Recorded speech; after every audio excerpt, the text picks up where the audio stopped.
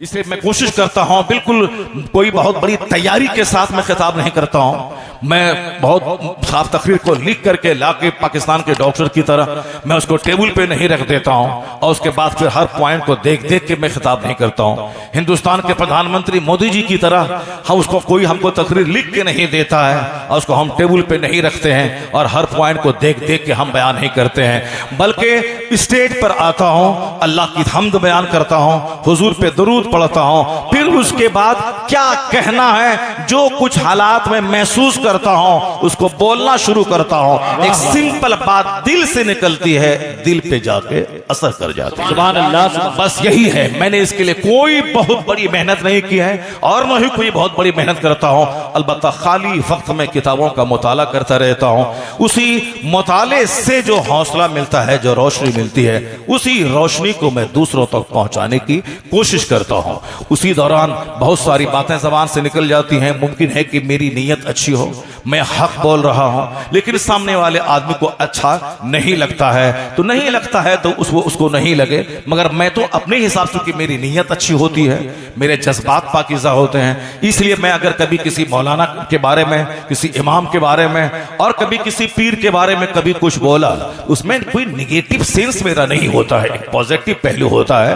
कि आज मैंने एक पाकिस्तान के बहुत बड़े मौलवी का इंटरव्यू मैंने सुना, वो बोला कि सरकार दो जहां अलैहिस्सलाम ने 3 तरह की सवारी का इस्तेमाल किया। सवाल करने वाला उससे सवाल किया कि आप बहुत लग्जरियस लाइफ जीते हैं, हाई फाई कार पे सफर करते हैं, और फिर एक मौलवी को क्या ये जेब देता है क्या? कहा हमारे सरकार हमारे लिए मॉडल है, वो गरीबों के लिए भी मॉडल है, मिडिल क्लास वालों के लिए भी मॉडल है, अब मालदारों के लिए भी मॉडल है।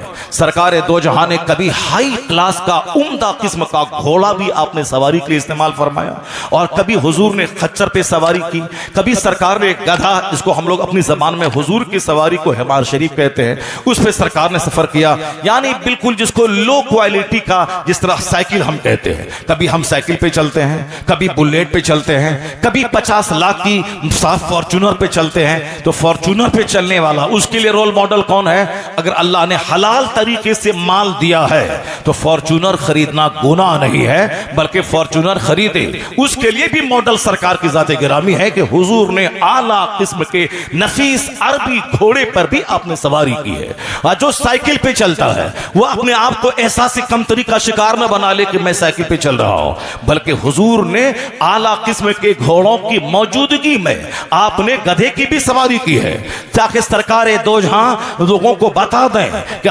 मौजूदगी इख्तियार के बावजूद सादगी पसंद बंदे को होना चाहिए। तो सरकार हर तरह के लोगों के लिए मॉडल है। अल्लाह दौलत दे तो दौलत का इजहार अच्छे लिबास से होना चाहिए, अच्छी गाड़ी से होना चाहिए, और यहाँ ऐसा नहीं कि अच्छी दौलत बहुत ज्यादा है, कंजूस बन के रहें, न अपना खाएं न दूसरों को खिलाएं। तो गरीबों के लिए मॉडल मुस्तफा है। सरकार दो जहां के चूल्हे में 2-2 महीने तक चूल्हे में आग नहीं सुलगी है। आका अलैहिस्सलाम जिस कंबल शरीफ में आपने पर्दा फरमाया, उसके खुरदरापन को देखने के बाद सहाबा कराम रोने लगे। उमर फारूक आजम जब सरकार के कमरे में दाखिल हुए तो हुजूर की सादगी को देखकर रोने लगे। आका फरमाते मा युबकी का या उमर, ए उमर तुम्हें कौन सी चीज रुला रही है? कहा सरकार ईरान के बादशाह किसरा, रूम के बादशाह कैसर, यह तो रेशमो कमखाब के बिस्तर पे आराम करें, और अल्लाह का महबूब इस शान से चटाई पे आराम कर रहा है कि चटाई के निशानात जिसमें अक़दस पे उभर आए हैं। यानी सिर्फ एक लुंगी शरीफ पहनकर चटाई पे सोए हैं, चारपाई पे जिस पर एक बिस्तर तक नहीं है। सरकार उठ के बैठ गए, कहा ए उमर, क्या तुम इस बात से खुश नहीं हो कि मैंने दुनियादारों के लिए छोड़ दिया है, अपने लिए आखिरत को पसंद कर लिया। यही बोली क़यामत तक के सारे मुसलमानों की होनी चाहिए। जब वह काफिरों की ठाट बाट देखे, उनकी शानो शौकत देखे, उनके साथ फलकबोस इमारतों को देखे, कभी एहसास कम तरीके शिकार न हो जाए, और ये भी हराम खा के हराम कमा के शानदार महल तामीर करने का सपना न देखें। यही बोले जो मुस्तफा ने कहा कि हमने दुनियादारों के लिए छोड़ दिया है, अपने लिए आखिरत को पसंद कर लिया है। अगर ये बोली जबान पे आ गई तो आदमी को अंदर से हौसला मिलेगा, वो वह कभी नर्वसनेस का शिकार नहीं होगा, वह कभी इंफेरिटी कम्प्लेक्स का शिकार नहीं होगा, वह हमेशा हौसलों में जिएगा। चटाई पे सोकर, सूखी रोटी खाकर, पैवन वाले कपड़े पहनकर भी वो एहसास कमतरी का शिकार नहीं होगा, क्योंकि हमारे लिए मॉडल मुस्तफा की जात है। जब सारी कायनात के मालिक को मुख्तार होने के बावजूद हुजूर ने इख्तियारी तौर पर फक्र को इख्तियार किया है। ऐसा नहीं कि मजबूरी है, यहां तो मजबूरी है कि मेरे पास दौलत नहीं है, लेकिन वहां मजबूरी नहीं, वहां तो अल्लाह ने कहा था महबूब आप चाहें तो अरब के पत्थर को गोल्ड बना दे आपके लिए, आप पसंद करें तो मैं ओहद का पहाड़ सोना बन के आपके पीछे पीछे चले। हुजूर ने कहा था नहीं मेरे परवरदिगार, मेरे लिए अरब के संगरेजों को सोना नहीं बनाया जाए, एक दिन का खाना दे ताकि मैं खाऊं तो तेरा शुक्र अदा करूं, और एक दिन फाके से रहूं ताकि मैं सब्र किया करूं।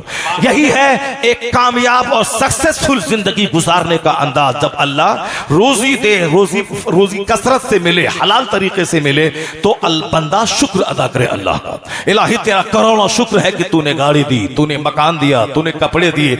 इन सारी चीजों को घमंड का इशू नहीं बनाए कि मेरे पास फॉर्च्यूनर है, तेरे पास आल्टो है, ये घमंड का इशू नहीं है।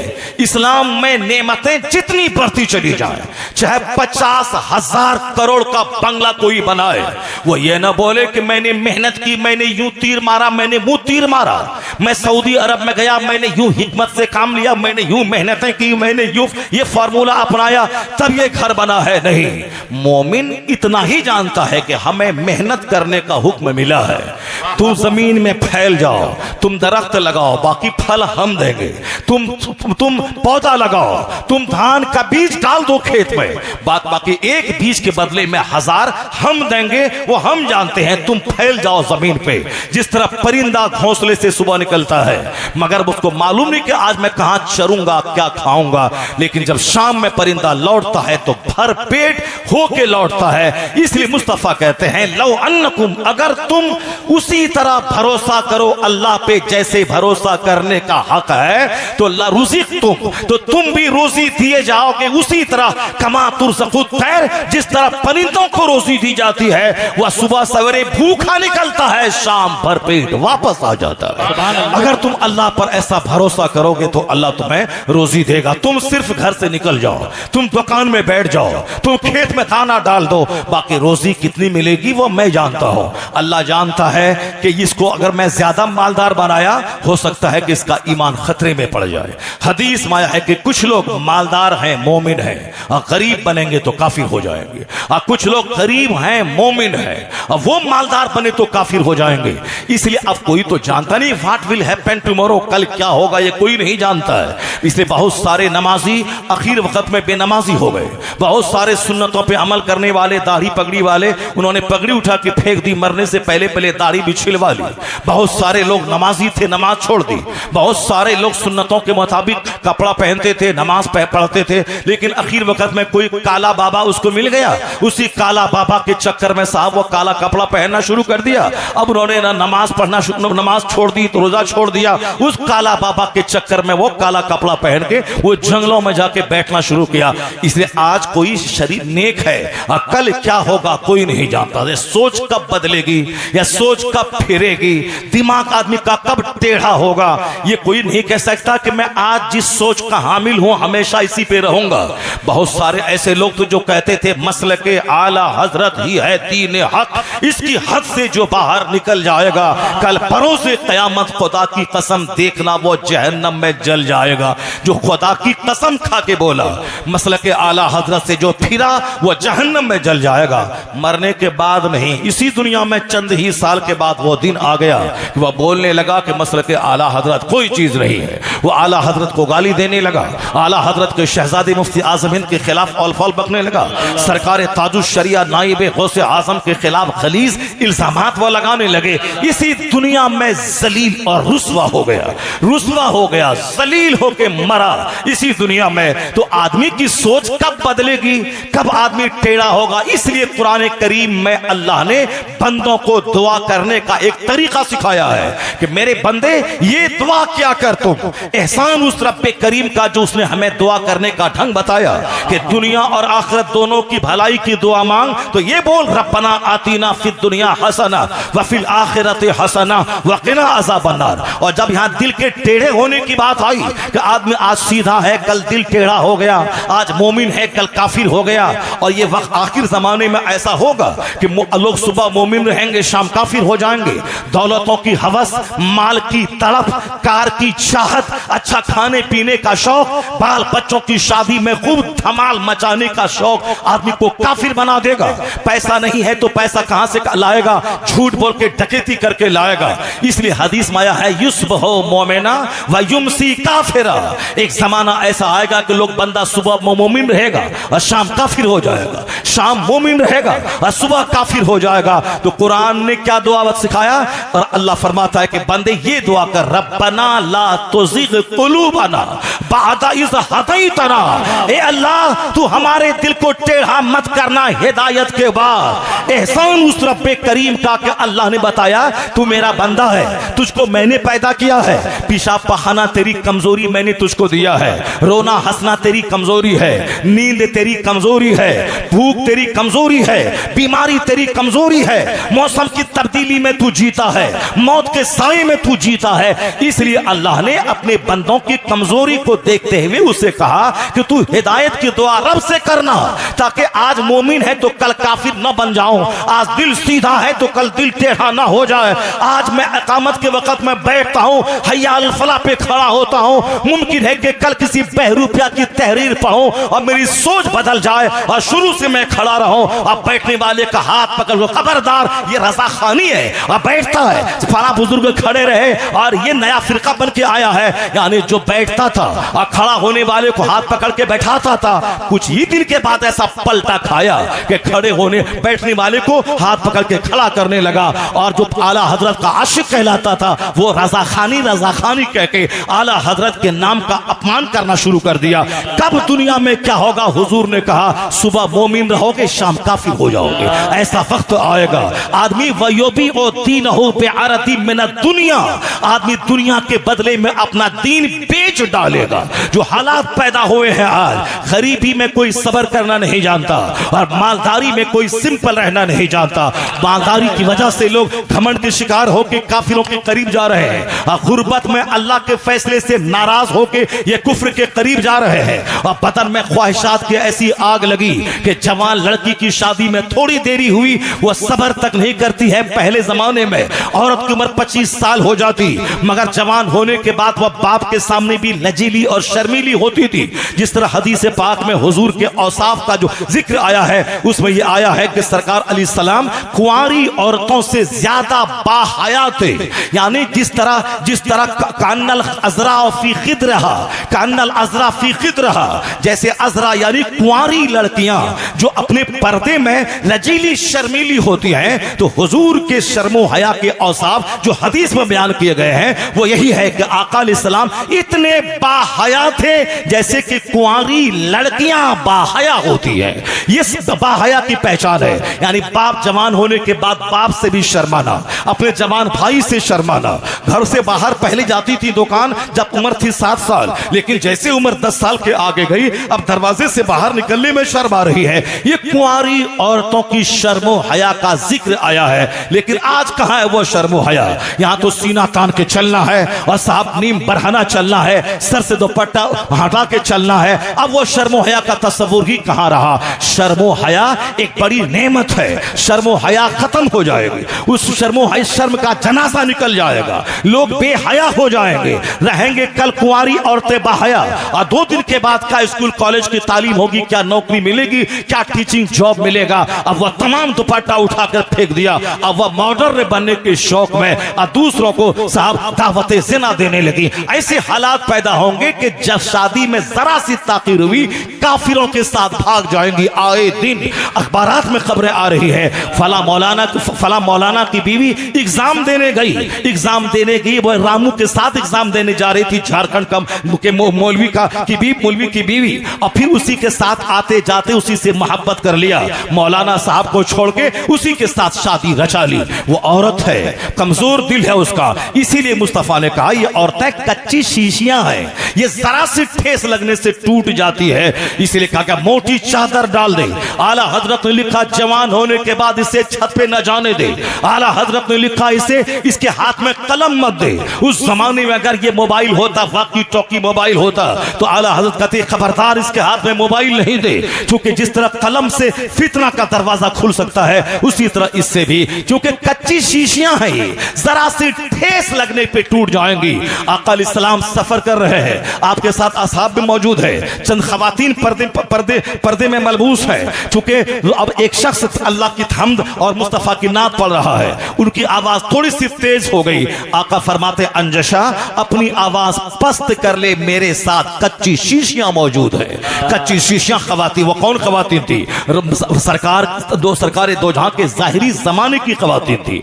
आका अलैहिस्सलाम की बीवियां थी तो हमारी माँ है, दुनिया के सारे मुसलमानों की माँ है, सहाबा कराम की माँ है, तो मेरी करोड़ों माओं की अजमत उसकी अजमत पे कुर्बान है, जिसका सीना इतना रोशन था कि इस्लाम की खातिर वह सब कुछ करने को तैयार होते थे, धन दौलत माल दौलत सब कुछ लुटाने को तैयार होती थी। उस जमाने की बापर्दा और जन्नती खवातीन की तरफ इशारा मुस्तफा का है, लेकिन ये फरमान कयामत तक की सारी खवातीन के निशानदेही कर रहा है। इसलिए हुजूर ने भले ही बात अपने साथ जाने वाली खवातीन की तरफ इशारा करके कहा, मगर ये निशाना कयामत तक की सारी औरतों के लिए है कि औरतें कच्ची शीशियों की मानिंद है, जो जरा सी ठेस लगने पे टूट जाएंगी। नहीं, मेरी बेटी बहुत पुख्ता है, मेरी बेटी आईएएस ऑफिसर बन गई है, मेरी बेटी साहब 18-18 घंटे पढ़ती है, वह लाखों करोड़ों लाखों पे लड़कों से ज्यादा वो सोच समझ वाली है। नहीं देखा तुमने कि साहब कर्नाटक का एक डीएम जो आईएएस ऑफिसर थी, उनकी शादी दूसरे डीएम से हुई थी,